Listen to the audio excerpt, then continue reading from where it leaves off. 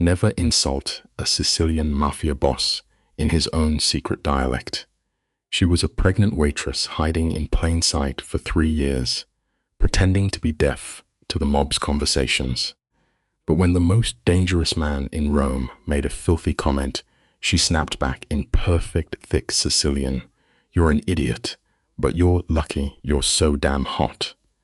Instead of killing her, his eyes darkened and he demanded she say it again. Welcome back to another late night recap, guys. Today, we are diving into a massive mafia drama where one wrong move completely changes an entire bloodline. Listen, nobody, and I mean absolutely nobody, ever talks back to the big boss, Corrado Malikan. To him, our girl Sarafina was just some clueless waitress with a pretty face. So, he drops this insanely disrespectful line, thinking she won't get it. But plot twist, she fires right back at him in perfect, razor-sharp Sicilian. She literally calls him an idiot to his face. And what does this absolute psycho do? He just smiles and whispers for her to say it again. Here is the life lesson for today, folks. Running from your problems never works. But running from a toxic mob boss who just realized you are secretly carrying his unborn child, that is a whole different level of danger. Huge shout out to everyone binging this story with us tonight. Let us set the scene. Chapter 1, featuring the absolute worst pickup line in history. Picture this. The heavy plastic curtain slaps hard against Sarafina as she shoves her way through the hidden back doors of a totally normal-looking fish market. But behind those freezers hides the Cortile Rosso, a super sketchy underground joint. She squeezes down a creepy, narrow hallway, and boom, the roasting heat of the dining room absolutely smacks her in the face. The place is completely packed for a random Wednesday. You can feel the years of shady deals soaking into the dark wooden tables. It just goes to show a simple lesson. Sometimes, life forces you into the darkest, toughest rooms. But you have to remember, you are strong enough to walk right through that fire. For 3 whole years, our girl has been grinding on that restaurant floor, never missing a single shift. She survived by keeping her head completely down and pretending to be deaf to all the wild mafia gossip happening around her. She sneaks into this super dark, windowless locker room and grabs a stash of ginger cookies hidden in her bag. Her clueless boss thinks she just has low blood pressure, and her co-worker Juicy thinks she is just obsessed with snacks. But they are completely blind, and honestly, there is a big lesson here. People really only see the version of you that you let them see. Those little cookies are literally her only weapon against the massive waves of morning sickness threatening to knock her out. The smell of raw fish is tearing her up inside. She nervously grabs her stomach just as the heavy wooden door swings shut. 10 brutal weeks, guys. That is how long she has been dragging this massive secret into the mafia den every single night. She is completely haunted by the memory of staring at that second pink line on her cold bathroom floor. The saddest part is that she was completely alone. The guy who should have been right there supporting her was basically a ghost. It is a really tough pill to swallow, but the lesson is that at the end of the day, you have to be your own hero because nobody is coming to save you. this poor kid is only going to have her. So our brilliant main character ties her dark apron super loose, making sure she bought it 2 sizes too big just to hide the bump. She takes a deep breath, steps back out into the noisy dining room, and tries to act like absolutely nothing is wrong while the first hour quietly ticks away. The start of the night was just your basic restaurant chaos, dudes yelling over a soccer match, drinks spilling everywhere. But notice how that creepy back table stays completely empty. Literally, nobody goes near it. Right after midnight, the whole vibe just flatlines. Four super intimidating guys push through the curtain, moving with that slow, terrifying confidence that screams danger. Sarafina immediately spots Rivero, a major boss, and Nardo, the guy running all the shady docks. There is also a quiet dude acting like a literal ghost in the corner. But the fourth guy, he sits at the head of the table like he owns the universe. She does not even need his name. That solid gold ring on his finger tells the whole bloody story. The lesson here? Keep your eyes open and always know who holds the real power in the room. A sharp blade crossed over an olive branch, the mark of Corrado Malikan. Our girl had served this absolute menace half a dozen times before, playing the invisible background character while he completely ignored her. But guys, he has never shown up this late. Juicy bumps her shoulder and drops the ultimate bad news. That gospel is all hers. When she asks why, the answer is pure nightmare fuel. The Don specifically asked for her. As she nervously walks over, the guys drop their voices. They stop speaking regular Italian and switch to a super deep, old-school Sicilian dialect. Major red flag right there. But the crazy twist is that it is the exact same language her grandmother taught her. It teaches us a great lesson. Never underestimate the old traditions your family passes down, because they might just save your life. You and I both know that staying quiet is sometimes the biggest power move you can make. Her grandma taught her the ultimate survival cheat code. If you understand what the bad guys are saying, never open your mouth. She grew up basically being a human sponge, soaking up all the mob secrets, while everyone thought she was just a clueless kid. She played the exact same hustle at the restaurant.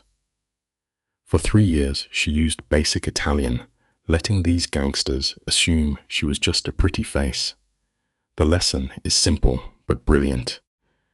Sometimes letting people underestimate you is the smartest way to protect yourself. She drops the drinks on the table like a total pro.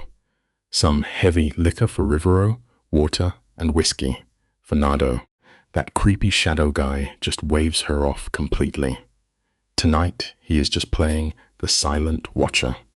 Now, the big boss Corrado has not even ordered yet. As Sarafina leans over the table to pour, Rivero drops this absolutely disgusting, creepy comment in his heavy dialect about her waistline and her apron. You can literally see her knuckles turning pure white on the glass, but she does not spill a single drop. She remembers a priceless lesson. Here, letting your anger explode in the moment is just a waste of your power. Suddenly, Corrado slowly looks up at her. His eyes are just this endless, terrifying darkness. A tiny scar near his mouth pulls into the coldest, most soulless smile you have ever seen. There is zero happiness in this dude. He is giving total apex predator energy, just plotting his exact strike. And then, without missing a single beat, he drops an absolute bombshell of an insult in completely flawless native Sicilian. The boss literally looks at her and whispers that he would eat her whole, right down to the bone. Are you kidding me? Rivero starts laughing like a creep, while Nardo just whistles. Sarafina somehow finishes putting the glass down without shattering it, which is absolute main character behavior. She wipes her sweating hands on her apron and finally looks right back at him. Corrado is just sitting there with this insanely arrogant smirk, thinking he is totally untouchable. But here is the lesson of the day, folks. When someone tries to intimidate you, sometimes you just have to look them in the eye and bite back. She takes a breath and delivers the absolute coldest comeback.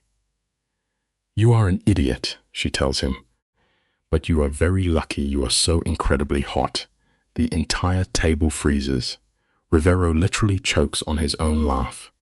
Nardo whips his head around so fast you would think a bomb just went off. Even that creepy shadow guy in the back actually cracks a tiny smile. But Corrado, he just freezes. His jaw locks up completely, stuck halfway through a joke that just backfired in the most epic way possible.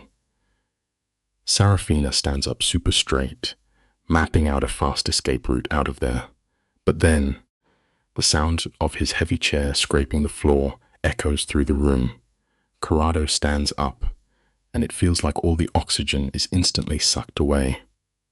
Our girl is tough, but even she takes a nervous step back. Before she can run, his massive hand clamps down on her arm.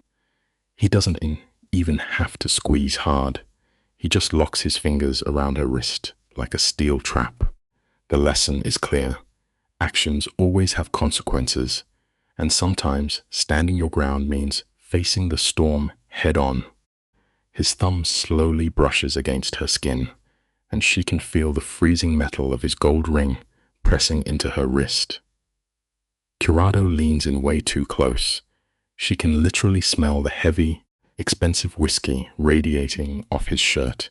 Then his voice drops into this terrifying, super deep tone that makes your blood run cold. Say it again, he demands. But this time, he drops the slang and speaks perfectly clear Italian. He wants her to look him dead in the eyes. Honestly, looking into those dark eyes breaks her completely. Every survival alarm in her brain starts screaming. She just totally abandons her pride and bolts.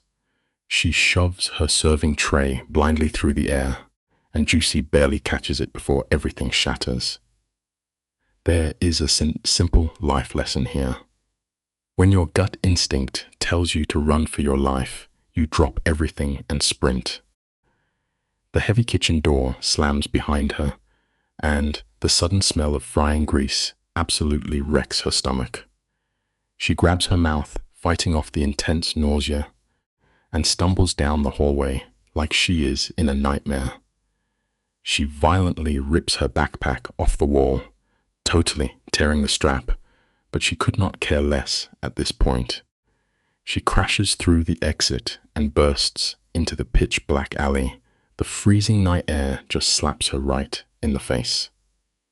She goes full track star, sprinting for 3 straight blocks, hopping over railings and flying through an empty market until her legs literally stops working. She collapses against a dirty wall, clutching her stomach to protect her secret. The universe works in crazy ways, teaching us that help comes when you need it most. Out of nowhere, a random taxi rolls out of the shadows like magic. She barely manages to lift her hand before the cab hits the brakes. She collapses into the back seat, totally exhausted. The driver asks where to go, and it takes her 3 tries just to force the words out. She finally chokes out her neighborhood's name, sounding like she barely knows how to speak anymore. She presses her burning forehead against the freezing glass, keeping one hand wrapped tightly around her stomach. She doesn't even realize she is shaking with panic until the driver looks in the mirror and softly asks if she needs him to call someone. It is a powerful lesson, guys. Sometimes the bravest thing you can do is just survive the night alone. No, she whispers, just take me home. That home is just a tiny, cramped apartment where her roommate Miriam is still awake, keeping the kitchen light burning for her. Miriam hears that lock rattle, and boom, the tension is unreal. Listeners, you and I know a real ride-or-die bestie is worth their weight in gold when things go pitch black. Serafina drops her busted backpack and just books it to the bathroom, straight up losing her lunch for the 2nd time today. Miriam rolls up with the black coffee and salt combo. She looks terrified, whispering, "Did some bar creep lay hands on you?" Serafina looks up, sweating buckets, clutching her stomach on pure instinct. Miriam drops the fake nice girl smile and goes dead serious. Serafina takes one ragged breath, getting ready to drop the biggest nuke of her life. Here is the life lesson, guys. When the truth is terrifying, your real friends are the ones who stay for the fallout. Let me pull up a chair, friends, because this is where the air straight up leaves the room. She tries to laugh it off, but her throat is completely, totally frozen. Miriam is not buying it for a single second. The warm smile vanishes. Serafina shuts her eyes because if she opens them, she has to admit what is giving her the absolute shakes. Was it the crazy talk she threw at the most lethal mob boss in Rome? Chapter 2. Ridiculous escapes. She literally dodges work for 2 shifts, faking a migraine and a mystery flu like a total pro. But by day 3, Miriam drops the hammer. She has to go back to the lion's den. Life lesson for you all. You can run and hide from your problems, but reality always has your return address. Reality always collects its dues, right? Rent is creeping up, and she has a top-secret prenatal appointment waiting. She had zero choice. She sneaks onto the floor, and Juicy gives her that tight nod of pure solidarity. But over at the back table, oh man, it is absolutely stacked with heavy hitters. Corrado is there, sitting sideways like a hawk watching the kitchen door. Then you have Sicilian, the Irish muscle raised in Palermo, chilling in the dark. And beside them, Bran Corleone, the old-school Mafia counselor. The guy whose rare whispers usually mean someone is about to get permanently cancelled. She grabs her tray and walks right into the fire. The lesson here is simple. When bills are due, even a terrifying Mafia don cannot stop the daily grind. So get this, Corrado does not even say her name. The big boss just orders his whiskey and goes right back to his dark mob business. She backs off, literally gasping for air, playing in the ghost for an hour. It is a flawless stealth mission until she completely pushes her luck. She fakes a twisted ankle, playing it up huge, and asks Juicy to cover the danger zone. She limps toward the back, but boom, Corrado is already waiting in the shadows. He asks which foot is hurt. Panic totally takes the wheel, and she lifts her left pure reflex. Massive fail, guys. The fake injury was on her right. Take notes, because here is a solid life lesson. If you are going to lie to a literal Mafia kingpin, you better memorize your own script. Look at this insane power move. His dark eyes drop to the totally wrong shoe, and the silence is deafening. He drops his voice into that dangerous Mafia register and says, "Last time you ran out on that foot, she is completely frozen." He steps in, stealing all her oxygen, raises his huge hand, but then just lets it drop. No physical touch. He calmly says he specifically requested her tonight. And what does she do? She actually snaps back. She tells this lethal boss she does not need to be requested. The scar by his lip totally twitches. He asks if she would rather be dismissed, then just turns his back and walks off. Unbelievable. The life lesson here is crystal clear. Sometimes absolute fear makes you spit straight fire when you should just stay quiet.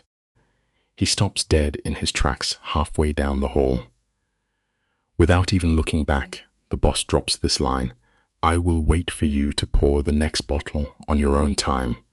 And honestly, he keeps his word. He drinks with his crew and vanishes. Later, the owner hands her this terrifying bone-colored card with a gold crest. A direct mob order. Do not reassign the waitress. Boom. Fast forward to the weekend market, and the absolute dread is eating her alive. Right next to the sweet smell of the fig stand, she completely cracks. She whispers to Miriam that he sent her a note. Miriam asks who, and she drops the bomb. The boss. The life lesson? A heavy secret is like carrying a ticking time bomb in your pocket. Eventually, you have to hand it to someone else. Miriam completely freezes, right there holding a piece of fruit. The whole loud market just fades to silence. She asks, "The boss?" And Serafina confirms it. Miriam literally says, "Hold up. downs a dark espresso in one violent gulp, and kicks her bags out of the way.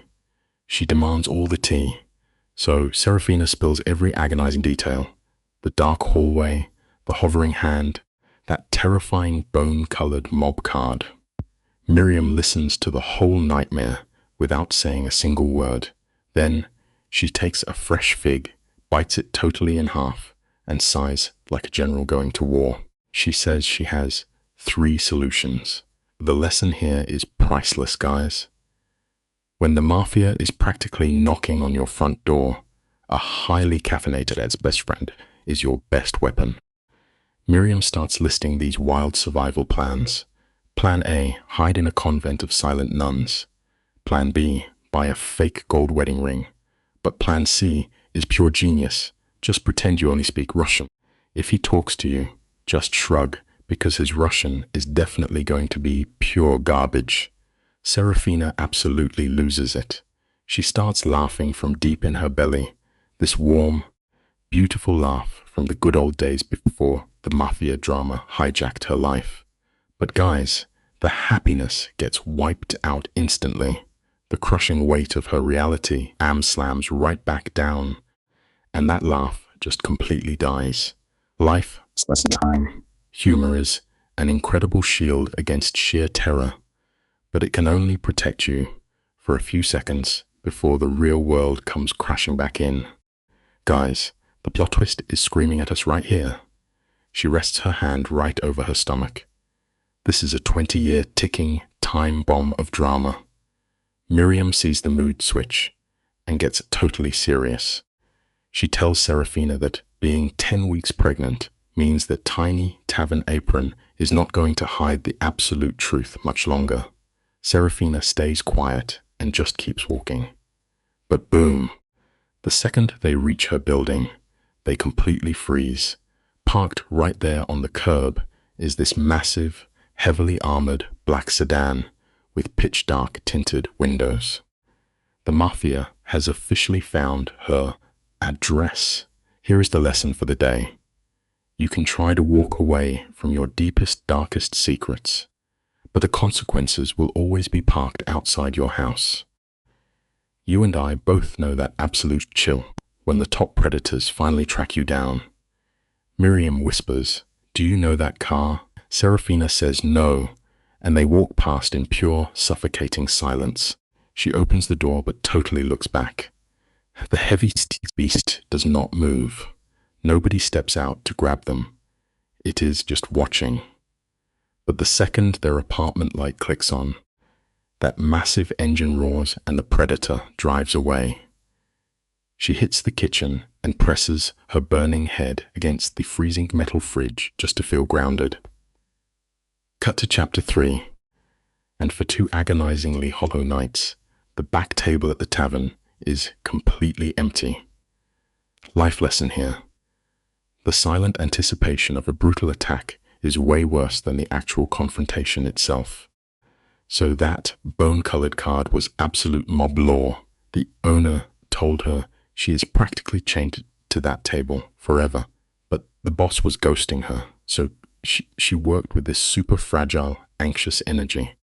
Then, on the 3rd night, the shadow straight up returns. The whole room's air pressure just instantly drops. Juicy taps her arm, confirming the nightmare. Corrado is back on his throne, sitting sideways so he can monitor absolutely everyone. Sicilian, the terrifying enforcer, is looming in the corner again, but this time his arms are totally loose by his sides. In the underworld, loose hands mean you are ready to draw a weapon in a split second. Life lesson for you: when the bads suddenly get quiet and relaxed, that is when you need to run. So there are 2 totally new mobsters at the table, but the old Mafia counselor is completely missing in action. She swallows her absolute panic and serves them. Corrado completely ignores her this time, ordering his drink and jumping straight back into his shady business. Sicilian waves off a drink like he always does. She finally backs away and thinks she is totally safe. For an entire hour, She sticks to the safe side of the room, thinking she will survive the shift without triggering the wolves. But nope. Her body pulls the ultimate betrayal, and the sickness hits her like a freight train. And guys, this was not just a little upset stomach. This was the dark, heavy, and extremely violent kind. Life lesson: you can fool the biggest mafia boss, but your body never lies. Listen up, guys, because this is where the drama gets spicy. Picture this: Serafina gets hit with that brutal, gut-wrenching nausea. She slams her tray down, totally ignoring her coworker, and bolts for the restroom. She is way too proud to lose her lunch in front of 40 random customers. But of course, the universe is cruel, and the bathroom door is locked tight. She slumps against the gross, flickering hallway wall, praying for the wave to pass. But when she finally opens her eyes, absolute heart attack material. Standing right there, completely blocking her only way out, is Corrado, the mafia boss himself. It just goes to show a simple life lesson. You can run from your daily problems all you want, but your biggest challenges will always find you waiting in the dark. Look at this guy, moving like an absolute ghost. Serafina didn't hear a single footstep, but boom, there is Corrado, leaning against the doorframe like he owns the oxygen. He is just chilling, staring her down with the terrifying calm of a predator who already won. Her nausea instantly vanishes, replaced by pure survival instinct. Then he drops this heavy line in perfect Italian, telling her she speaks his language better than his own people, yet she still tries to run away. His voice is a deep, vibrating rumble that makes the whole narrow hallway feel suffocating. She slowly drops her hand, pressing her back against the freezing wall.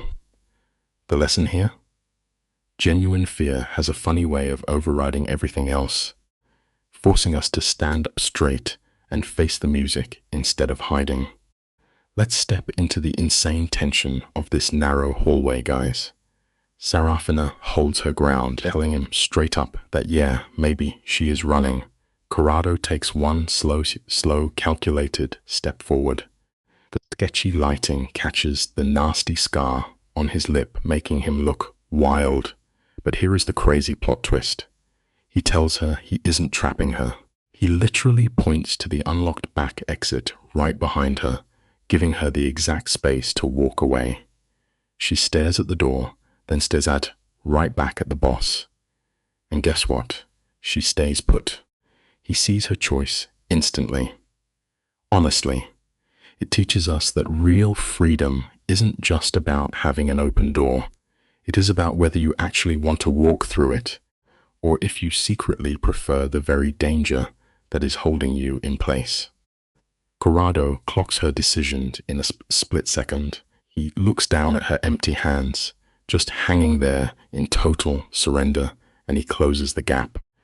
The space between them vanishes until she can literally feel the heat coming off his expensive shirt. Forget cheap cologne. This guy smells like pure danger and power. She totally panics and tries to ask what he is doing, but her voice completely fails her. Then, out of nowhere, he confesses he is doing something ridiculously stupid. And guys, he actually smiles. Not his usual creepy mafia smirk, but a genuine zero-filter smile. It really proves a simple lesson. No matter how much steel armor you wear, or how tough you pretend to be, true vulnerability will always find a crack in your defenses and expose exactly what you are hiding. Stick with me here, because this is the craziest part. That rare, soft smile reaches his tired eyes, but the second he realizes his guard is down, he goes all in. Before he can put his scary mob boss mask back on, Corrado literally leans in and kisses her. It isn't some slow romantic movie scene. It is a desperate 2-second collision. She is pinned between the freezing wall and his absolute heat, overwhelmed by the taste of expensive whiskey and pent-up drama. When he pulls back, Serafina is completely speechless, her face burning red. He just steps away, leaving her totally stunned in the dark. Life teaches us a massive lesson right here. 1 second of raw, unfiltered honesty can completely shatter years of carefully built walls and fake pretending.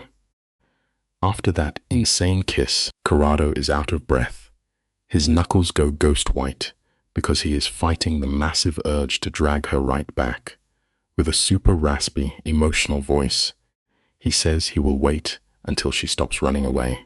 Guys, this isn't the big bad mafia boss giving orders anymore. This is a totally broken dude begging for a chance. Then he just turns and disappears into the loud bar. Serafina is left completely paralyzed for 2 solid minutes, her heart doing absolute flips in her chest. She is gripping her apron like her life depends on it. You see, it shows us that the truth always lives in your physical body, even when your brain works overtime to deny it. By the time the sun comes up, she realizes she can't pretend this intense storm isn't happening. The next morning is rough. Miriam is already chilling in the kitchen, which never happens, armed with a giant pitcher of orange juice she swears will fix everything. Serafina just collapses at the table, hiding her face while her stomach does toxic backflips. The morning sickness is hitting her with brutal combo attacks. Miriam watches her over a cup of black coffee, completely dropping the nice friend act to become a savage truth teller. She flat out says the sickness is getting worse. Serafina tries to play it off, but Miriam instantly calls her bluff. It is a solid reminder that true friends are the mirrors we absolutely cannot hide our garbage from. Sometimes the heaviest, darkest secrets we carry will eventually start leaking out for the whole world to see. Miriam slams her mug down, crosses her arms, and hits with that ultimate death glare, equal parts serious worry and total annoyance. She completely shuts down Serafina and her excuses before they even start. Miriam just lays out the absolute insane reality of their lives. Serafina is serving drinks for the actual Sicilian Mafia, getting heavily pursued by the big terrifying boss, all while secretly pregnant with a baby from a totally different guy who already ghosted her. Talk about a messy plot twist. The very money keeping them alive is coming straight out of the underworld. It is a super harsh life lesson, guys. Your messy past mistakes will always demand to be paid off in the present, and they usually charge you the ultimate price of your own mental peace. Miriam doesn't hold back, asking how long Serafina thinks she can keep up this completely doomed operation. Serafina is terrified because Miriam is dropping truth bombs like literal sledgehammers. She weakly suggests she can just keep working, but they both know she is running out of time. Then, Miriam brings up the absolute elephant in the room, that crazy kiss with Corrado in the dark. Serafina literally face plants onto the cold table in total defeat. She is pregnant by a deadbeat ghost while getting chased by a mob boss. It perfectly reminds us that running away from your regular problems usually just drops you straight into the lap of much bigger, scarier ones. If her old-school grandmother knew about this, she would be dragged to a strict convent by sunset. Miriam, being an absolute savage, jokes that convents at least serve 3 solid meals a day. That gets a tired, genuine laugh out of Serafina, who is still glued to the table. Miriam hides a smile behind her mug. You and I both know how ridiculously important these tiny moments of shared laughter are. They let us pretend our entire lives aren't burning to the ground, but the peace doesn't last. By the very next night, Serafina is right back in the danger zone at the club. Corrado is parked at his usual VIP back table, isolated except for his scary right-hand man, Sicilian, guarding the door.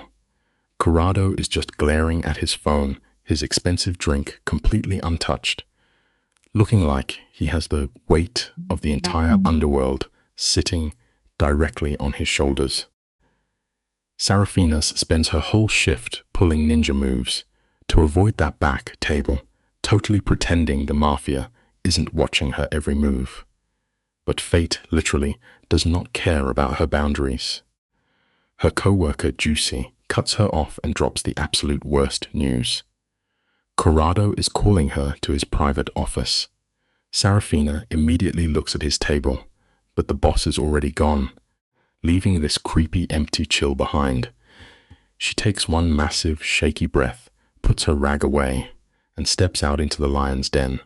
Honestly, walking across that bar floor feels like marching straight to her own execution.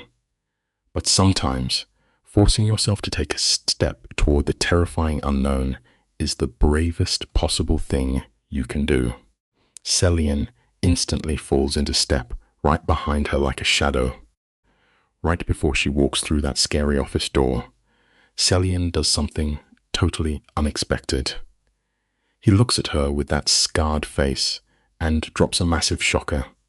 He tells her if Corrado scares her, just yell and he will step in. And guys, this is the boss's top hitman offering to protect her from his own boss. Serafina looks into his deadly eyes and realizes he is completely serious. It just goes to prove that true loyalty isn't about blind, mindless obedience. It is about protecting the innocent, even from the person signing your paychecks. She gives a tight nod. Sicilian opens the door and guards it like a stone gargoyle. Inside, the office is actually super cozy. Lots of old books, a massive desk, and the heavy smell of black coffee and secrets floating in the air. Guys, picture this absolute unit of a mafia boss. Corrado is chilling by the bookshelf, brought back to the room, casually pouring drinks. He's ditched the terrifying suit, sleeves rolled up just enough so that heavy gold ring catches the dim light. Major mob boss energy.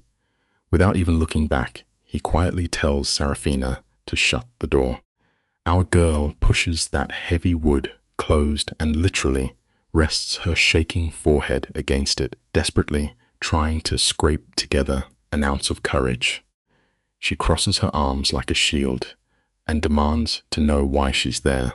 Corrado finally spins around, offering her a warm coffee, claiming he just wants to ask a few things. She instantly claps back, reminding him she doesn't have to spill anything. But hey, here is a simple life lesson. Respecting someone's boundaries is the first step to earning their trust. Corrado just nods and agrees. Corrado sinks into a massive leather armchair, balancing his drink with this terrifyingly unnatural calm that Serafina is just starting to decode. He gestures for her to take a seat. She straight up dodges the chair opposite him, grabbing a spot on the worn sofa instead to avoid that brutal interrogation room vibe. Sitting sideways gives her the fragile illusion that she is just taking a break from a crazy shift. The dim brass lamp throws thick golden shadows, making the room feel super claustrophobic. Then, the boss starts dropping quiet questions about her family. Look, life teaches us that we often build massive walls of lies just to protect the damaged parts of our souls. Serafina lies through her teeth, while her coffee goes totally cold. She feeds him a hollow story about a distant mom in Katana, desperate to keep her real ghosts buried underground. She keeps feeding him half-truths, claiming she came to Rome to study sing. Corrado listens in dead silence, swirling his drink without taking a single sip. Serafina gets literal chills, realizing this guy is filing away every tiny detail like he is hoarding gold. Then he drops the fatal question: why is a nursing student pouring cheap drinks at a sketchy mafia bar? What changed? Serafina whispers that everything changed, and you can practically feel the crushing weight of her reality. We all know the real-life lesson here. Hitting rock bottom completely rewires the very fabric of who we are. Surprisingly, Corrado does not push it. He just sets his glass down and stands up. The tension in that tiny room completely skyrockets. He steps right up to her, offering his massive hand. She takes it, and he pulls her to her feet with this crazy, unexpected gentleness. You and I have to take a closer look at this insane moment. She is standing right in front of Corrado, so crazy close the heat from his chest is burning through her thin blouse. He rests his heavy hand on her waist. No pushing, no pulling. The man just waits. She leans back against that leather sofa, totally trapped in his orbit. His hand drifts higher, tracing her ribs so slowly it literally forces her eyes shut. He dips his face to her neck, leaving a devastating brush of breath along her jawline. Her legs totally betray her, buckling as she presses her palms flat against his chest, just to stay upright. Here is a brutal life lesson. When the pressure is on, the physical body almost always surrenders way before the mind does. His other hand slides down her jeans, pulling a soft, trembling gasp from her throat that she definitely never meant to let slip out. The leather sofa creaks, and boom, reality hits her like a massive freight train. The thick fold of her apron presses against his hip, hiding the ultimate plot twist.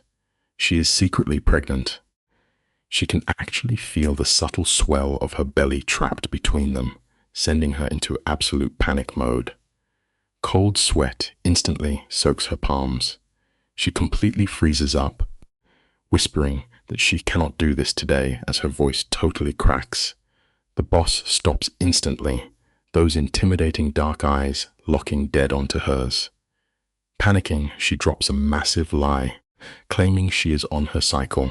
It burns like acid in her throat. She is notoriously terrible at lying, and Corrado is literally the worst guy on earth to fool. Guys, the hardest life lesson we ever learn is that a lie built purely on fear will always end up completely burying the person who tells it.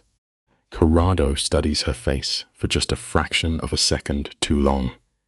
Guys, she sees it clear as day in his intense gaze. He does not believe a single word of her excuse. But here is the wild part. He chooses not to force it. His hand slips right off her leg as he takes a super deliberate step backward. With this slow, calculated motion, he just adjusts his shirt cuff and flatly says, "They will try another day." But you can feel it. Something deep inside this mafia boss has fundamentally shifted. His jaw locks into a rigid line as he creates space between them. Those eyes, which were literally burning with hunger 2 seconds ago, are now holding a dark, unreadable weight. She bails out of that office with her heart hammering. But listen to this life lesson. Simply walking away from immediate danger is never the same thing as actually surviving it. The second she steps into the dim hallway, she notices the usual guard is totally gone. Instead, chilling in the velvet armchair is a literal ghost. A guy she never even heard slip in. It is Ettore. The old consigliere. This Palermo veteran carries decades of mob blood on his tailored suit. He sits there, legs crossed, coat perfectly buttoned, showing absolutely zero emotion. He does not say a single word or flinch. He just tracks her terrified face with the creepy patience of a guy solving a deadly puzzle. She feels the absolute dread of his stare burning a hole through her spine as she escapes around the corner. She has no clue that before sunrise, Ettore is going to warn Corrado that she is hiding something huge.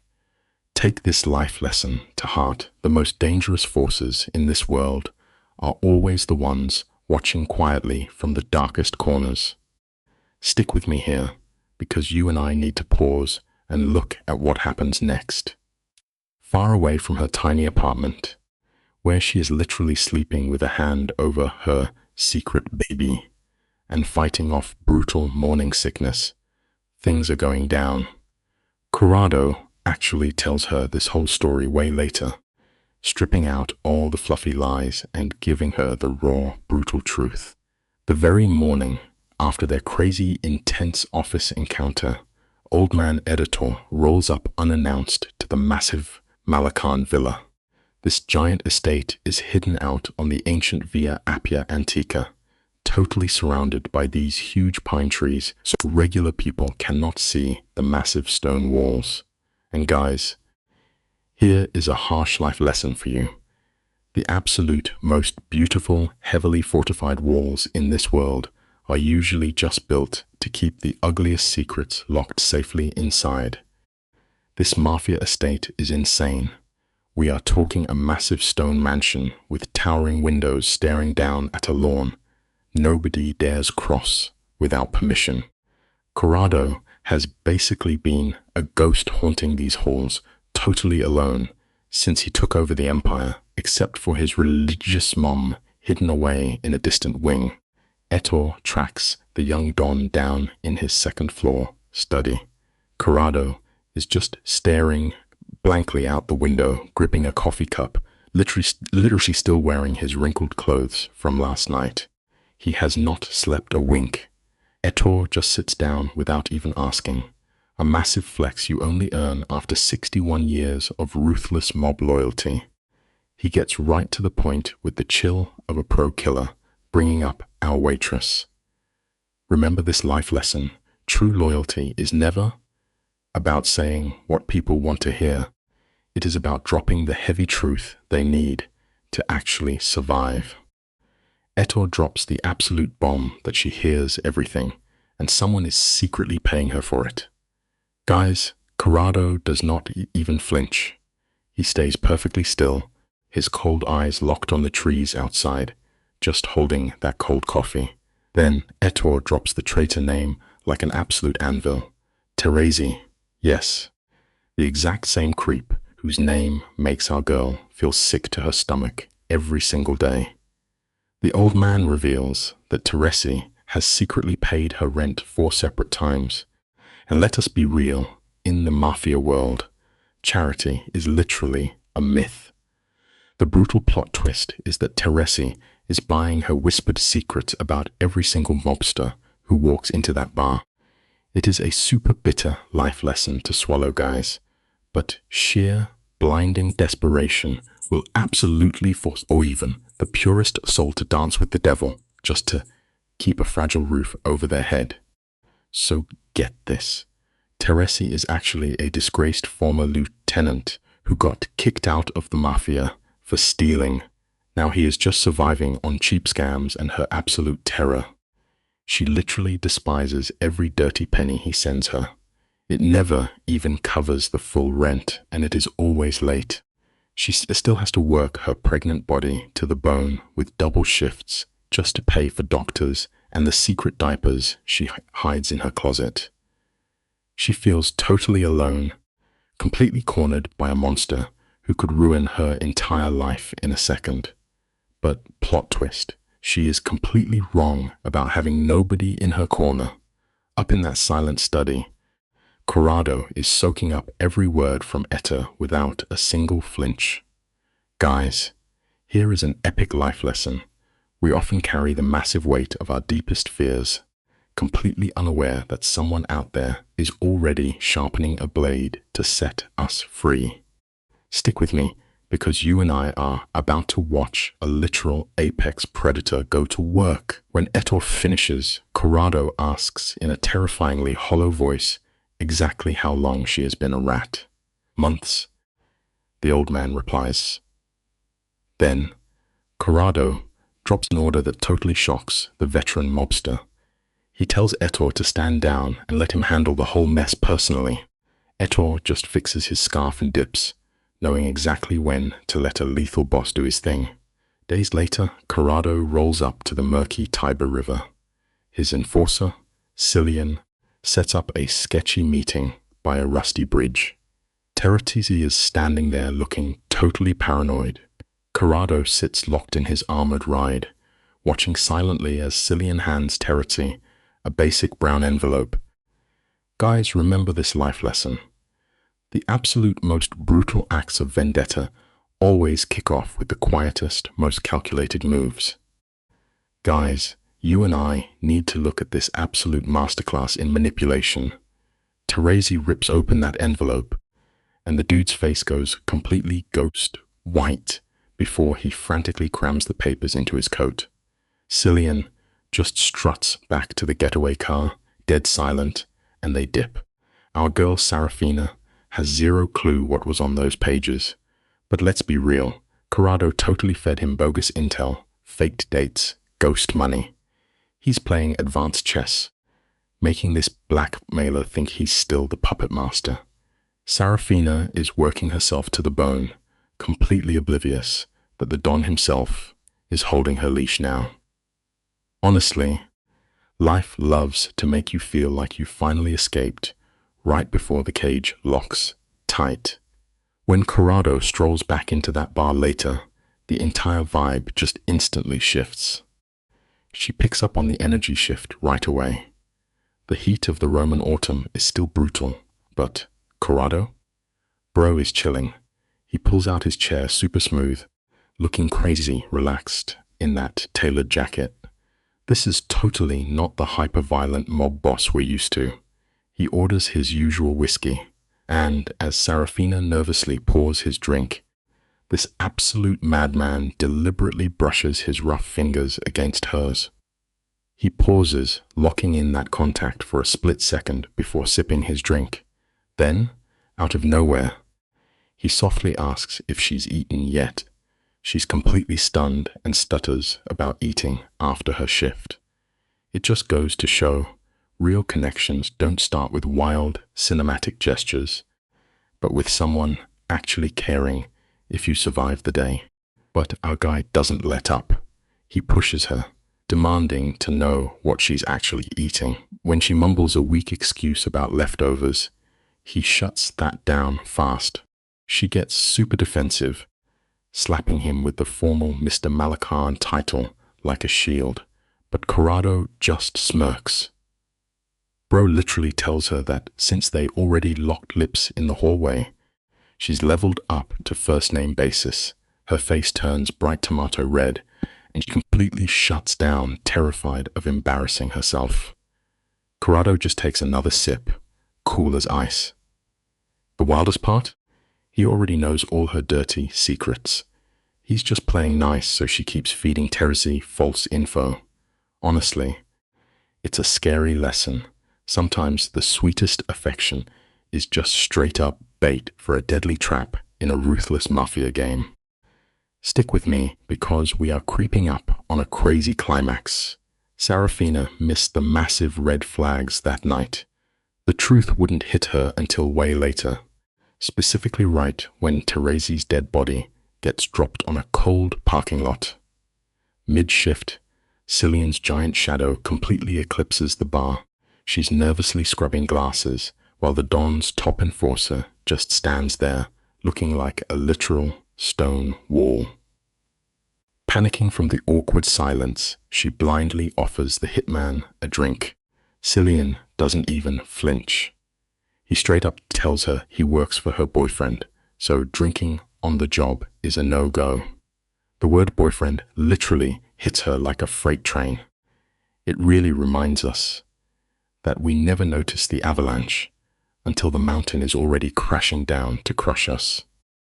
You and I have probably both had moments where our soul leaves our body. Sarafina is desperately trying to reboot her brain. She tries to deny that Corrado is her man, but the words literally choke and die in her throat. Sicilian hits her with this tight, microscopic smirk. Then the absolute madman drops that awkward nuke of a comm and just walks away, not even looking back at the blast. Sarafina is left paralyzed behind the counter, her face burning like a furnace. Her co-worker Juicy saw the whole interaction and is fighting for her life, trying not to laugh. Sarafina snaps at her to shut up, even though Juicy didn't even say a word. Remember, guys, Sometimes the absolute quietest moments are actually screaming the loudest warnings. The rest of her shift was completely dead after that. Meanwhile, Corrado is posted up at his exclusive table, whispering Mafia business with two random heavy hitters. Sicilian slides him this massive envelope, and the boss signs off on it. 3 whole hours go by, and Corrado barely touches his liquor. Sarafina knows that is wildly out of character. When you bartend for 3 years, you learn to read people's trauma by how fast they drown it. When closing time finally hits, Sarafina drags herself out the back exit. She is absolutely wiped out, bone-tired. But boom, there's a black sedan waiting in the freezing alley. It's a different whip, but Sicilian is in the driver's seat. The back door swings open, and the boss is just chilling there, tie loosened. It's crazy how we can spot a trap from a mile away and still willingly step right into it anyway. The boss literally tells her to get in. He casually offers a ride, but Sarafina tries to flex her independence, claiming she can grab a cab. Corrado hits her with an ice-cold fact. He says she totally could, but she won't. Guys, it wasn't a threat. It was just pure, terrifying confidence. Honestly, it's super scary when someone knows exactly what you're going to do before you even realize it. She checks on Sicilian, who's staring into the dark like a gargoyle, and finally surrenders. She slides in. The leather is freezing, smelling like dark coffee and expensive cologne. But the wildest part, Corrado completely ignores her. He just stares out the window at the passing city, totally stone-faced. Trust me, sometimes absolute silence is way heavier to carry than a massive screaming match. The black sedan glides through the empty streets like a ghost. Sarafina is glued to the window, feeling the insane pressure of Corrado sitting right next to her. When Sicilian pulls up to her apartment, Corrado breaks the silence. He wishes her a good night, softly reminding her to eat something before crashing. Sarafina is totally shook. She mumbles a weak reply, her hand shaking on the door handle. She bails out and books it without looking back. We've all felt that panic of trying to escape something you know is inevitable, right? She scrambles up 3 flights of stairs, her chest pounding with anxiety. Inside, it's pitch black. Her roommate Miriam is completely knocked out in deep sleep. It just proves that true fear always waits when to creep in when we are totally isolated in the quiet dark. Sarafina flicks on the tiny lamp and sneaks over to the grimy window. She peeks down, and guess what? That black car still parked there. The engine is purring, but the headlights are killed.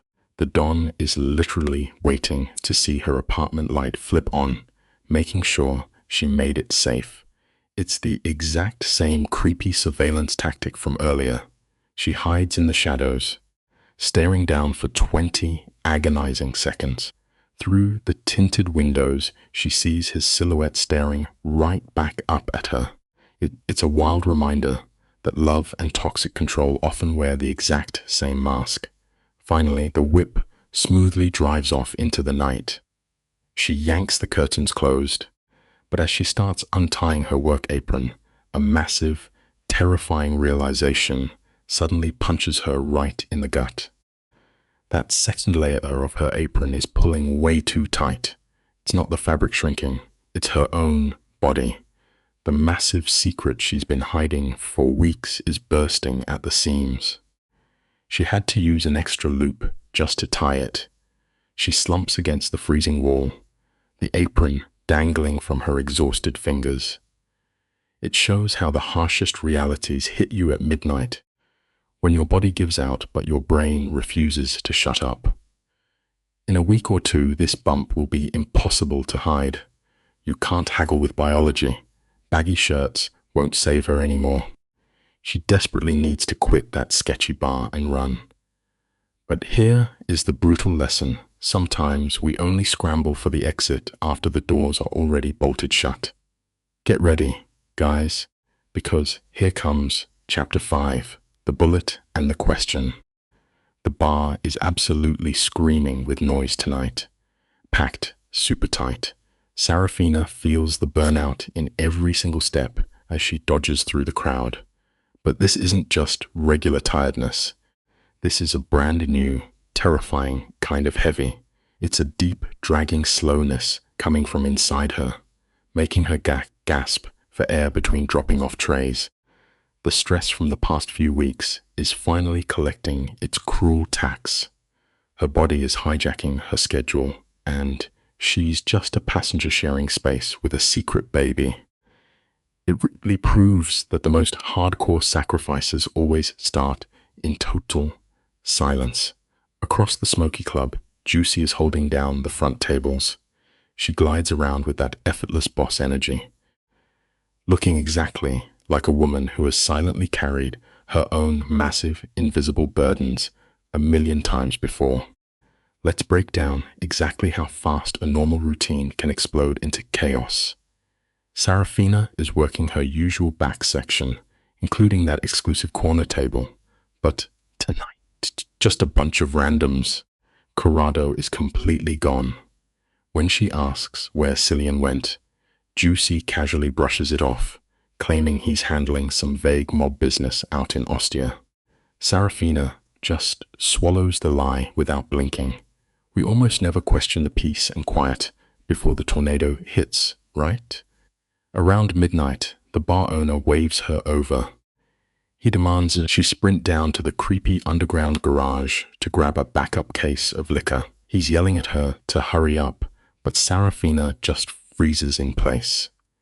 She stands there holding a wet rag, while an absolute ice-cold wave of pure terror slowly crawls right up her spine.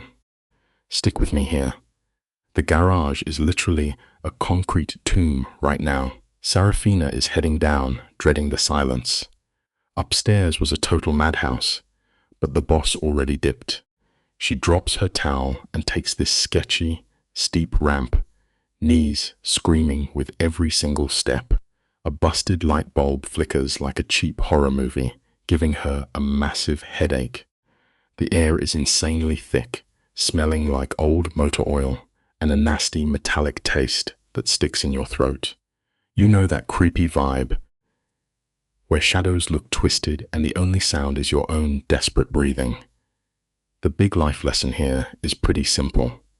If a place feels like a bad idea, trust your gut.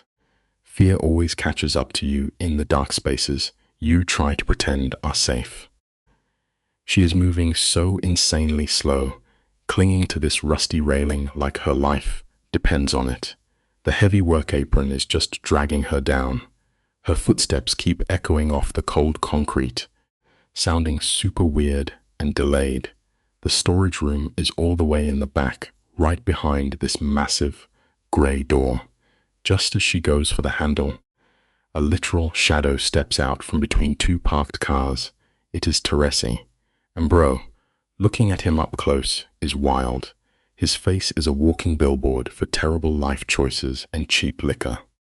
He has this messy beard, and his eyes are completely bloodshot and sunken into these dark, bruised bags. The guy looks completely unhinged. Take this to heart.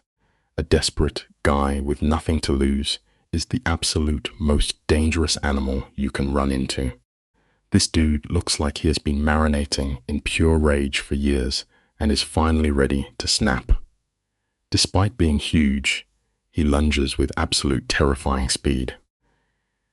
Before Sarafina can even process what is happening or tell her legs to run, he slams her super hard against a rough concrete pillar. His massive hand just clamps right around her throat, completely knocking the wind out of her. The back of her head smashes into the stone, sending bright white sparks exploding across her vision. It is pure panic mode. His thumb digs deep into her windpipe, pinning her without totally crushing it. It is absolutely brutal to watch. The takeaway here is a harsh one. Violence never knocks on your door and asks for permission. It just kicks the door down when you least expect it. You and I really need to unpack how messed up this is. That grip is not meant to take her out quick. It is a literal cage to keep her trapped. Teresi leans in so close she can smell his gross breath, a disgusting mix of burnt tobacco and sour coffee that turns her stomach. He starts growling at her, accusing her and Curado of playing him like a fool. Sarafina tries to deny it, but with her throat pinned, all that comes out is this pitiful, broken wheeze. Teresi just squeezes harder, completely losing his mind. Let me tell you, when someone is that blinded by rage, they will never see the actual truth right in front of them. The pressure keeps climbing, and her vision starts tunneling into pure, terrifying darkness. She is totally fading fast. While she is practically passing out, she can see every nasty detail of his angry face. He is basically spitting on her, calling her a two-faced traitor. And right then, the craziest plot twist hits her. Even with no oxygen, it all clicks. Corrado knew absolutely everything. The blackmail, the threats, all of it. Those sweet late-night chats and rides home were never about romance at all. It was just the boss playing mind games. He used her as straight-up bait to lure this guy out. Listen up.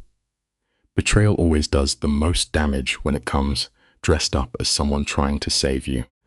Curado built the ultimate trap, and she walked right into the middle of it like an absolute pawn. The guy is a complete mastermind, and she just realized she got totally played. Look at this, guys. The Don literally arranged the entire board like a grandmaster, leaving Sarafina totally exposed because he knew Teresi would take the bait. Teresi squeezes harder, and her knees finally give out. But then, a crazy realization hits her. If she dies right here, her unborn baby dies too. And let me tell you, a parent will drag themselves through absolute hell to protect their kid. She tries to reach for her stomach, but before she can even move, a gunshot rings out. Just one single, deafening crack. It is super clean, no echo, just a brutal snap that completely shatters the dead silence of the garage. In literally one heartbeat, the entire direction of this story gets flipped upside down. Everything changes right here. All right, picture this scene with me. Teresi instantly drops his grip on her throat. His eyes go completely blank, and he just tips over, smacking into a parked car before hitting the concrete. He is completely done for, and right there, just a few feet away, stands Curado. The guy is holding his weapon rock steady, looking absolutely dead inside. Then his right-hand man, Sicilian, steps out of the shadows looking like he just arrived for a casual dinner. It is wild. The harsh reality of life is that blind rage will always make you an easy target. Corrado basically laid down breadcrumbs, using Teresi and his own anger to pull him directly into the ambush. He set the whole thing up flawlessly, and neither of them saw it coming. Sarafina totally collapses onto the gross concrete, but it is not fear keeping her down anymore. It is pure, white-hot rage. She is tasting her own blood, staring up at Curado while feeling this insane mix of relief and massive disgust. It is enough to break a person. Sicilian grabs her and pulls her up, totally deadpan, just doing his job like a machine. Curado smooths out his jacket, tucks his piece away, and spots one single drop of blood on his perfectly clean cuff. Without even raising his voice, he tells her to get in the car. And you do not argue with a tone like that. Here is a solid life truth. Sometimes the people who save you from the fire are the exact same ones who lit the match. She has no choice but to follow orders. She seriously doesn't want to go with them. But what other choice does she have? She has gnarly bruises forming on her neck and a baby to think about. She sinks into the cold leather back seat of this heavy, armored SUV, totally shivering. Sicilian starts driving, and Corrado just slides in next to her, closing the door super calmly. As soon as they hit the neon lights of the city, she completely loses her mind. She starts screaming at the top of her lungs, letting out all that bottled up betrayal. She yells that he knew about the blackmail the entire time, that he literally dangled her like raw meat to catch a killer. The big lesson here is pretty rough. Never mistake a boss playing you for a boss actually caring about you. She was just a cheap pawn in his super twisted chess match. You and I have to look at this closely because the heartbreak is real. She is screaming that he is an absolute monster, no better than the street thugs they deal with. She yells about how he had zero right to kiss her in those quiet hallways or pretend to care if she was eating, all while planning a literal bloodbath using her as bait. She screams until her voice is gone, leaving a heavy silence in the SUV. Through this entire breakdown, Corrado is just sitting there like a stone statue. He is literally dabbing at the tiny blood stain on his cuff with a white cloth, totally unbothered. Listen to this life lesson. Silence from someone who wronged you is often way louder than an apology. He is focused on a stain while her whole life is burning down. He literally gives zero defense, no excuses, no apologies, nothing. When she finally slumps back in the seat, just gasping for air and crying, he puts his little cloth away in his pocket. He turns to her, and his usual smooth boss persona is totally gone. His voice drops into this super raw, gravelly tone, and he just asks her how many weeks along she is. The temperature in that car instantly drops to freezing. She just stares at him in pure shock. His face shows no anger, just this terrifying, patient look. That is when the biggest plot twist hits her right in the chest. He already knew she was pregnant. It is a terrifying lesson to learn. Sometimes the secrets you think you are hiding are the exact weapons someone else is using to control you. The guy is 10 steps ahead. Let's look at this piece by piece, shall we? He had known for weeks. He saw right through her baggy aprons and the way she held those heavy serving trays. Realizing this, her fighting spirit just completely evaporates. It is not an angry surrender, just absolute defeat. She starts spilling her entire tragic backstory to him.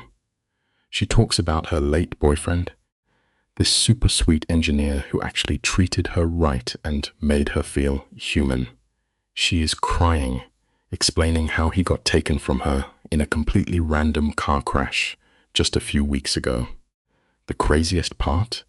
His car flipped on a perfectly dry road on a super clear night. It is incredibly suspicious. Here is the final lesson for today. If a tragedy feels too perfectly timed, it is usually because someone engineered it that way. Bro, get a load of this heavy backstory. She drops the absolute bombshell on him. She gets this terrifying late-night hospital call, rushes over, but her guy is already gone. Total tragedy. And the craziest plot twist? A few days after the funeral, boom, she finds out she is pregnant.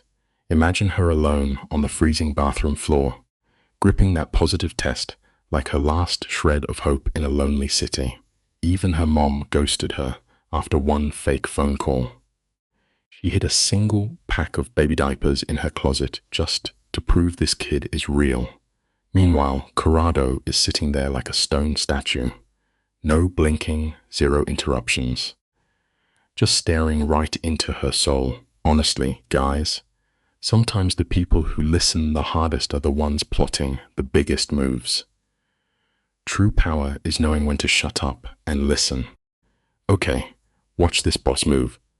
Corrado brushes off his perfectly tailored sleeve, snapping right back into total Mafia mode. His pitch-black eyes lock onto hers, and he drops a literal blood oath. He tells her plain and simple, You and that baby are mine now, and nobody is touching you. She is absolutely paralyzed, guys. Is this the ultimate VIP protection plan? Or did she just get locked in a golden cage forever? She is feeling a crazy mix of relief and pure, unfiltered terror. As they drive away, the streetlights hit his razor-sharp jawline, making him look absolutely ruthless. It really makes you think, though. Sometimes, the line between a savior rescuing you and a monster locking you up is entirely invisible. You always have to be careful who you let rescue you, because free protection always comes with a hidden price tag. Fast forward to them pulling up to this insane fortress-like mansion. The gates open, and waiting at the top of the stairs is the final boss herself. Adelaide, the mob matriarch. Pure white hair, eyes like daggers, looking like she has commanded armies for decades. Curado steps out, looking cool as ice, and helps our exhausted girl out of the car. The sheer size of this estate is literally blowing her mind. But Adelaide does not even flinch. Her hawk eyes scan from her son, right to the battered girl, and then drop straight to her hidden stomach. Bro, in 2 seconds flat, this matriarch figures out the entire pregnancy plot twist without a single word dropping. It is absolutely terrifying. But hey, it just goes to show you can never hide the truth from someone who has spent their entire life surviving the shadows. Before the tension can explode, Curado just shuts it down. He hits his mom with a cold "not now" and walks his girl straight past her, their hands locked tight. Adelaide does not say a peep, just stands there like a concrete statue with her lips sealed. That terrifying look on the matriarch's face is permanently burned into our girl's brain now. It is a massive reality check. The guy who just promised to protect her with his life was raised by a woman who clearly does not know the meaning of mercy. They walk deep into this huge mansion, passing all these brooding old family portraits, until they finally hit a massive wooden door. He opens it, flipping on a soft, welcoming light. It is a classic reminder that no matter how safe a new place looks, you should never forget the dangerous, ruthless roots that built it. He hooks her up with this massive, luxurious room, smelling like dried lavender and ancient money. But get this, Corrado will not even step inside. He just leans against the doorframe, hands in his pockets, suddenly looking just as completely drained as she is. He tells her to get some sleep and doubles down on his promise that she is safe now. Then, click, the door shuts. But come on, who could sleep after all that? She is sitting on the edge of this pristine bed, dirt still on her shoes, clutching her baby bump. Her brain is going a million miles an hour. Yes, he saved her, but he also used her as literal human bait first. He took a guy out and claimed her baby with zero hesitation. It is totally insane. Look, guys, it is a tough lesson to swallow. Sometimes the person pulling you out of the fire is the exact same one who lit the match. We have all been there, right? When you are so grateful to someone, but you also kind of hate their guts. That is exactly where our girl is at. Relief and pure rage mixing together wedges so hard she cannot even tell them apart anymore. She kicks off her shoes and completely faceplants into the pillow. Staring out at the pitch-black window, she can hear this creepy old mansion basically breathing. Creaking floors, wind howling, the whole spooky vibe. Her throat is throbbing where the bad guy choked her.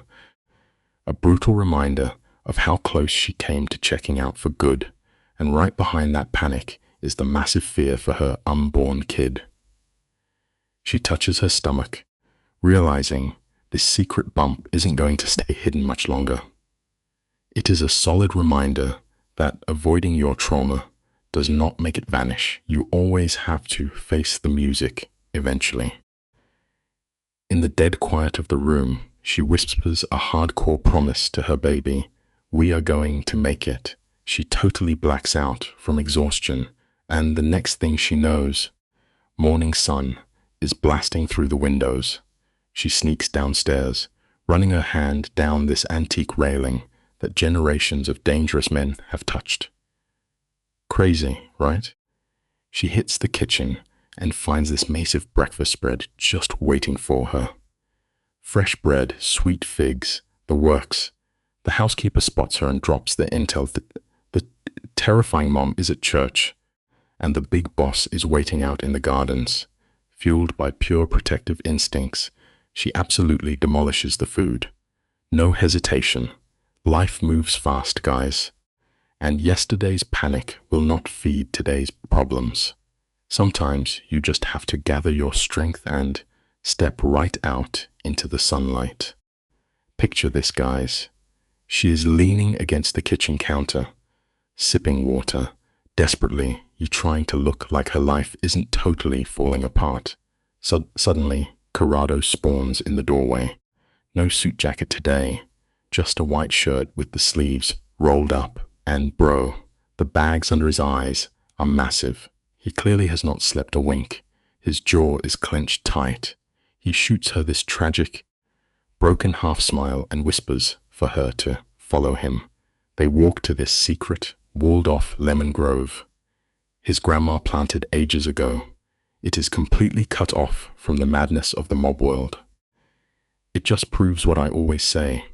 No matter how toxic or ruthless your environment might be, there is always one sacred spot left untouched. Finding peace is not about escaping reality. It is about finding that one quiet corner where you can finally catch your breath. The smell of fresh lemons hits them, and it is such a crazy contrast to the bloody garage from last night. Her guard finally drops, and she relaxes for the first time in forever. The sunlight is peeking through the trees, making this spot feel like a totally different universe from the brutal Mafia streets of Rome. They sit on this super old stone bench, but get this, they sit on opposite ends. There is barely a hand's width of space between them. It is too far apart to be chill, but way too close to be safe. Then he drops a massive bombshell. He admits he knew she could understand their secret Sicilian language since day one. Her eyes totally gave her away. Honestly, it is a powerful reminder that you cannot fake your way through everything. No matter how perfect your poker face is, the honest truth will always leak out of your eyes eventually. Here comes the mastermind reveal. Corrado straight up confesses how long he knew his right-hand man, Teresi, was a traitor. He breaks down his entire trap, and bro, he does not even sugarcoat the toxicity. No fake apologies, no I did this for you nonsense. He did it purely to protect his mafia empire. Teresi was a cancer, and Corrado just handed him the rope to hang himself. All those fake documents, the rent money, the stressful nights she spent gathering useless info. Pure calculation. Teresi tried selling that fake intel, got laughed at by the buyers, and realized he got played by his own informant. Absolutely wrecked. Guys, here is the brutal lesson of the day. People will often build their own traps and engineer their own downfall, entirely blind to the fact that they are holding the match. Never let your ego dig your own grave. Teresi wasn't even mad about losing. He was furious because he realized he was just a pawn on Corrado's chessboard the whole time. Then she hits the boss with the ultimate question. She asks if he forced the bar owner to send her into that dark garage all alone.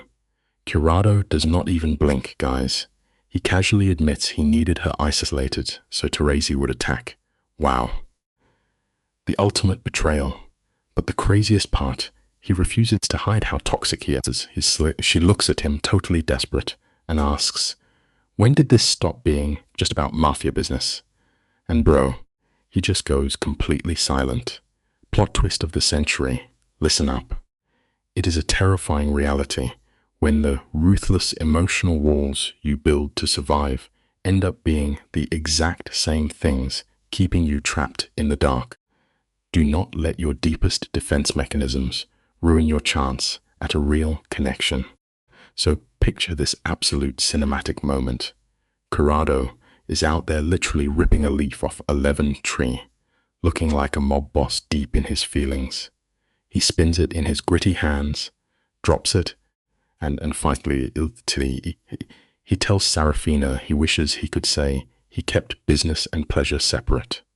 But honestly, he has no clue when he stopped spying on her for the mob family and started watching her purely for himself. Then Serafina drops her voice to a whisper, asking when he figured out she was pregnant. Curado just stares at the trees and admits he has known for a hot minute. He noticed every little thing, like how she carried trays on her hip or guarded her stomach around strangers. Honestly, the lesson here is simple. Paying real attention to someone is the ultimate love language, even if you learned it from being a paranoid Mafia enforcer. Curado drops another massive truth bomb. He tells her that when she completely froze up in his office, she was not actually scared of him. She was absolutely terrified he would feel the baby. Guys, she is left totally, but his dead-on accuracy exposed is weirdly the most comforting vibe she has felt in literal weeks. Stick with me here, because this is where the human mind does a total pivot. Serafina looks at her shaking hands, then at his rough, scarred knuckles, that blinding anger inside her. It is still there, but it morphed into a quiet, heavy sadness she can actually manage without losing her mind. When she asks what happens next, the Don looks right at her and says she can stay or bounce whenever she wants. The real lesson? Sometimes true freedom is not just an open door, but having someone hand you the keys to your own life. You can literally see the exhaustion behind his eyes. That cold, calculated mob boss energy is completely gone, but he still lays down the law, warning her that there is absolutely no way he is letting her walk out of those gates alone, while his rival family, the Malachans, are out for blood. Serafina realizes this fancy mansion is basically a shiny cage. But let's be real, the outside world is a totally wild jungle with zero protection. So, she decides to stay put. As the afternoon rolls on, these two just sit on that old bench, the massive wall between them finally crumbling down. He spills the dark backstory about finding his father murdered when he was just a kid, while she talks about making pasta with her grandma. Here is the absolute truth about life. Sometimes opening up about your deepest trauma to someone else is the only way to finally let it heal. She explains how her grandma taught her that words can cut way deeper than any hidden knife. These two broken people are just sitting there trading traumatic origin stories like trading cards. With every single memory they share, another brick falls from the massive emotional wall separating them. And then, right under those lemon trees, it happens. He kisses her. But this is not some rushed movie scene. It is painfully slow, packed with an innate amount of gentleness that you would never expect from a literal hitman. His rough hands cradle her face, and that kiss seals a massive choice they both silently agreed to. They head up the stone stairs together, totally locked into the heavy reality of what is coming next. The lesson is clear as day. Real intimacy is never just physical. It is about trusting someone enough to completely drop your defensive armor. He pushes open the door to his massive suite and just stops, giving her that intense look that silently asks if she is 100% sure about this. She gives him a single nod, and boom, the door clicks shut. He kisses her forehead with this crazy level of respect before going in for a real kiss. When his hands slide down to her waist, The gentleness is unreal. It is like he is hyper-aware of the tiny life growing inside her, and it literally brings her to tears. He switches to rough Sicilian, whispering that she is way too gorgeous to even exist. She fires back, calling him a smooth talker. And guys, this hardcore mafia boss actually lets out a real, deep laugh. It is absolute proof the guy has a heart. The biggest takeaway here? Real strength is not about how tough you act in the streets. It is about having the power to be incredibly gentle behind closed doors.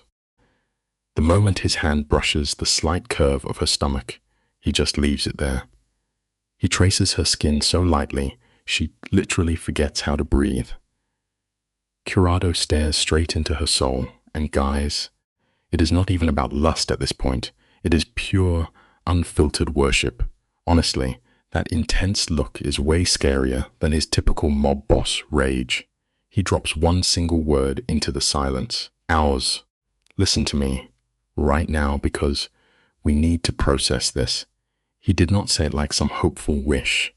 He dropped it like an absolute law of the universe that everyone else will just have to deal with.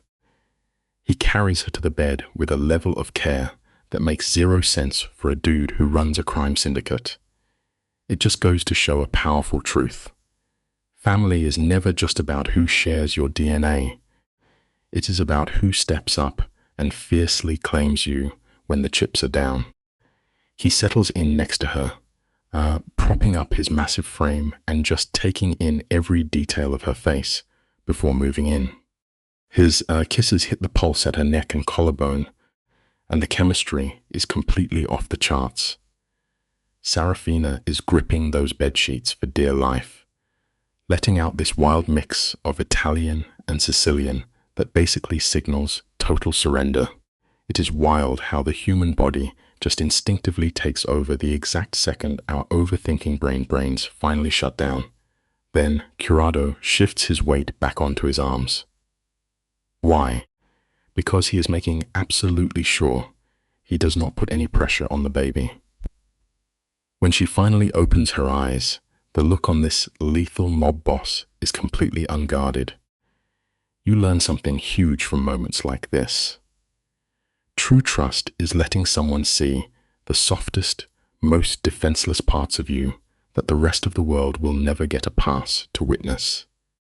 We are talking about pure, unadulterated vulnerability here. This guy has completely stripped away the heavy armor he wears to mob meetings and brutal shootouts. Seeing this literally untouchable Don looking so completely exposed messes with her heart way more than anything physical ever could. She finally lets go of the sheet and pulls him right back down. He moves with this ridiculously slow, deliberate patience that is practically torture, but also pure devotion. The crazy part, he never breaks eye contact. His dark eyes are tracking her every single reaction, locking her down like an anchor in a massive hurricane. He whispers for her to look right at him, his voice totally wrecked with emotion, and she opens her eyes without a second thought. The life lesson here is deep but simple. Letting your guard down takes 1,000 times more courage than building a wall to keep everyone out. Things definitely heat up, but he stays completely locked in on her. The pace picks up, and the whole room is just filled with the intense energy of two absolute survivors, finally finding a safe harbor in each other. The tension spikes until she totally lets go, completely lost in the moment. Curado lets out this deep groan, his whole body going rigid like he is finally dumping years of mob trauma right then and there. But get this, he does not pull away afterward. He stays right there, his massive hand sliding down to protectively cover her stomach. You and I have to stop and appreciate this fact. The most unbreakable bonds in this crazy, toxic world are never just about who you are related to. They are built on the hard choices we make every single day. As she puts her hand over his in the dark, You just know these two have officially locked in their choice for good. So picture this. Sarafina shuts her exhausted eyes, and this terrifying Don beside her drops the driest joke out of nowhere. He casually mentions she needs to learn proper Italian because his mafia mother refuses to use street slang in public. Out of nowhere, Sarafina actually laughs. It is this messy, broken sound that shocks her, coming from the exact same dark place where her revenge plot used to live. It is the perfect joke at the perfect time because her guard is totally down. He pulls the blankets over them, wrapping his rough hand over hers right on her stomach, and she just leans into the comfort. Honestly, the takeaway here hits so hard. When life finally gives you a moment of peace, fighting it is just a terrible way to punish yourself. You survived the brutal storm, so you owe it to yourself to actually enjoy the absolute warmth of the sunlight.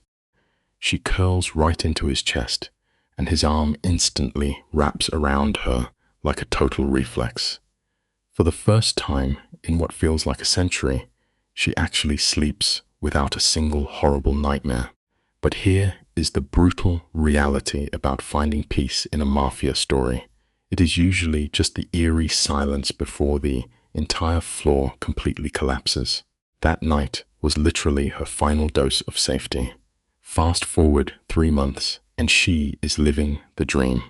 Her baby bump is growing, and she is protected by a guy who fully stepped up for another man's kid.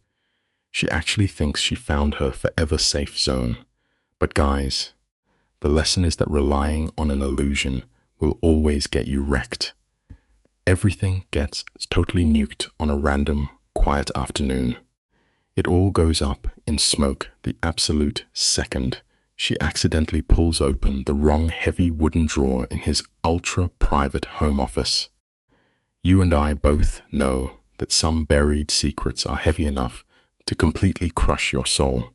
She finds a hidden envelope with her dead ex Gaetano's name on it, and the contents are pure poison. We are talking 3 photos, a signed receipt, and the word Franny scribbled looking like a total psycho wrote it. The timestamp? Exactly 3 days before the suspicious car crash. The signature at the absolute bottom of the hit order.